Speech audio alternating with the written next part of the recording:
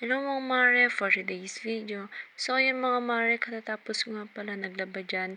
Naligo na rin ako at kumain na rin mga mare. Dahil sobrang gutom na ako mare. Samahan niyo ako mare kumain. At itlog nga palang ulam namin, itlog lang. Pagpasensya nyo na mare, dahil yan lang ang luto namin.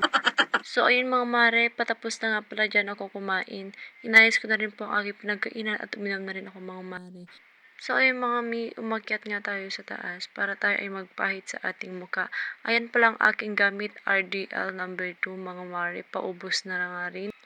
Paubos na ang ating gamit, ngunit hindi pa tayo gumaganda mga mare. Mga mare, maganda po yan RDL. Matagal ko na po yung gamit sa mukha. Kinagamit ko po yan 2 times a day. Maganda po siya. Pinapakinis niya po ang aking mukha. Kung makikita nga nyo naman, wala po akong pimples. Wow! Maganda yan mga mare sa mukha at ang comfy. Nabili ko nga pala yan sa halagang 200 plus sa TikTok mga mare. Ilalagay ko sa comment section ang link niyan mga mare. Promise mare, hindi ka magsisisi. Ang 200 plus mo ay sulit na sulit. Wow! So, ayun mga mare, wag po muna kayo umalis sa aking video. Magchichikahan muna tayo. Alam nyo mga mare, marami na din nagsasabi sa akin na bakit sa ting lumalabas ako, naka-makeup ako, naka-lipstick, naka-eyebrow. So, alam nyo mga mare, matagal na akong nai-insecurity sa mukha ko, mare. Kahit sinasabihan nila akong maganda ako without makeup. Pero para sa akin, mare, ang pangit ko. Kasi para akong patay pag hindi nakalapistik. At isa pa nga mga mi, matagal ko na din yan gawain. Daily routine ko talaga ang mag-makeup. Dahil sobrang alaga ko sa face ko. Uy, alaga daw pero hindi ako inaalagaan. Keme lang, okay lang hindi ako alagaan. Basta ang importante, maalaga ka sa sarili mo. Para naman may makagusto sa'yo mga mare, diba?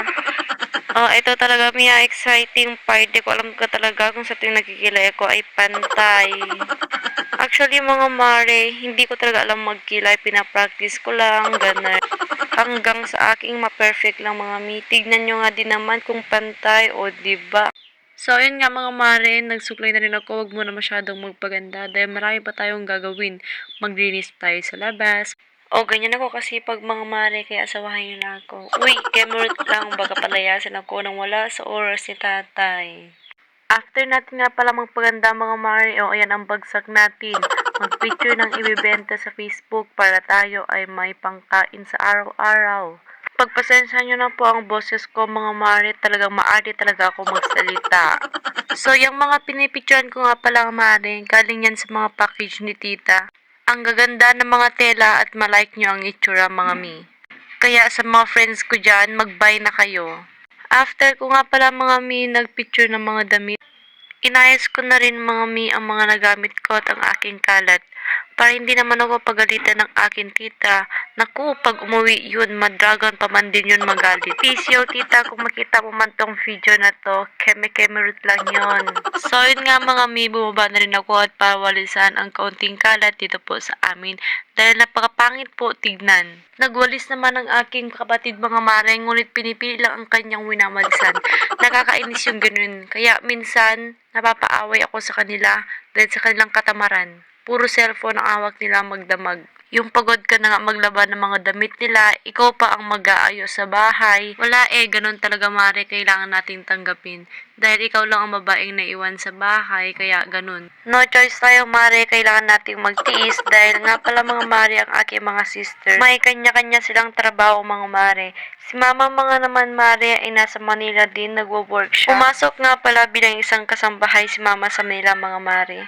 Alam niyo ba mga mare, sobrang bait nila sa akin mga mare, lalo na si papa. Sobrang maldita kong tao mare, sa totoo lang. Pero kahit sobrang maldita kong mga mare, sobrang mahal nila ako. Wow! So hanggang dito na nga lang tayo mga mare. Bye-bye, love